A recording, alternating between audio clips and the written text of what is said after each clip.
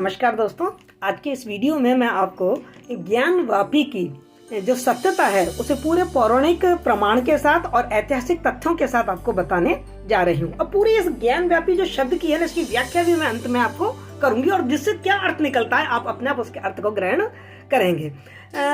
ज्ञानवापी मस्जिद की चर्चा जैसा कि आप जानते हैं चारों तरफ आजकल बहुत जबरदस्त चल रही है, गर्मा गर्म बहस चल रही है, तथ्यों को झुटलाया जा रहा है।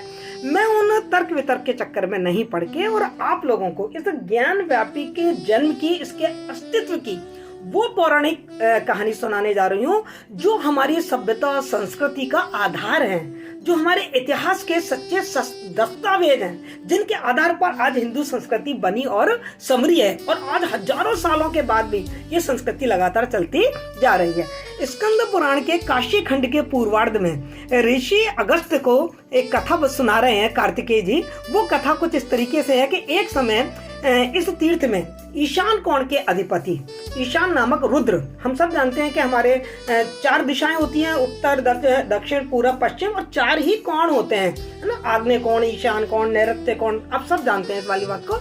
और तो ईशान कोण के जो अधिपति हैं वो ईशान कहलाते हैं और वो भगवान शिव के ही रुद्र हैं। तो एक बार वो स्वच्छंदता से विचरण करते हुए और इस स्थान पर आते हैं, काशी जिसे कहते हैं, वहां आते हैं। वहां जब वो आते हैं तो वहां भगवान शिव का एक विशाल शिवलिंग देखते हैं और वो जो शिवलिंग है वो बहुत प्रकाश पुंज की तरह चमक रहा है और एक प्रकाश चारों तरफ उसके प्रकाश व्याप्त है और उसे कई सारे देवता, ऋषि और सिद्ध और योगी उसकी आराधना कर रहे हैं, उसमें संलग्न है वो उसकी आराधना में।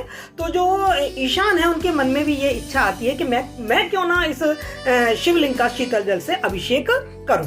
तो वो चारों तरफ देखते हैं, वहां उनको कोई जल तो दिखता नहीं है। तो वो क्या करते हैं, एक त्रिशूल से, जो ये विश्वेश्वर लिंग उनको दिखता है ना, उसी के दक्षिण में एक त्रिशूल से पृथ्वी पर एक खड्डा खोदते हैं और खड्डा जैसे खोदते हैं तो पृथ्वी का आवरण वहां से हटता है और नीचे से जल प्रकट होता है और वो जल काफी शीतल और बहुत ही पावन और पुण्यदायी उनको वो जल लग रहा था। उन्होंने उस जल को सैकड़ों कलशों में भर के और उन कलशों की सहस्त्रों धाराओं के माध्यम से सहस्त्रों बार उस शिवलिंग का अभिषेक करवाया।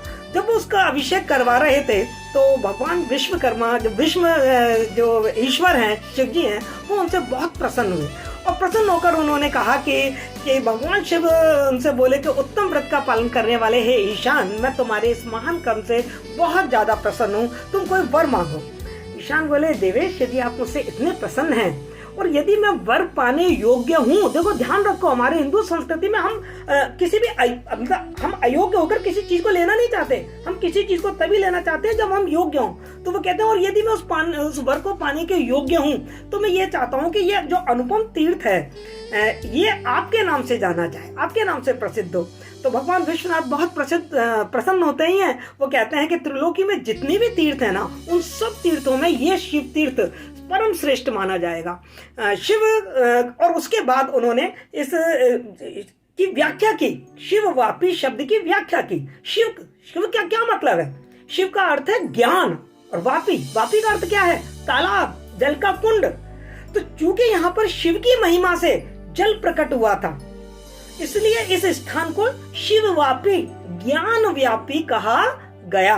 और ये जो जल है वो एक्चुअल में जो शिव जी की महिमा, शिव जी का ही स्वरूप है। शिव जी जल के स्वरूप में वहां प्रकट हुए, इसलिए इसे जो जल को बहुत ही पावन और पुण्यदायी माना जाता है। कहते हैं कि यहाँ पर कोई श्राद्ध या कोई भी धार्मिक कर्म किया जाए तो उसका पुण्य मिलता ही मिलता है। तो इस तरीके से ये जो तीर्थ है वो ज्ञानवापी के नाम से प्रसिद्ध हुआ। अब मैं अंत में आपसे सिर्फ ये कहना चाहूंगी कि जिन लोगों को अपनी मस्जिद के लिए कोई नया नाम नहीं मिला, जिन्होंने उसी नाम पर अपनी मस्जिद रख ली जो वहां प्रचलित थी, इससे बड़ा और तथ्य क्या हो सकता है कि यहाँ क्या था और किस संस्कृति का था, किस धर्म के लोगों का विश्वास यहाँ बना हुआ था।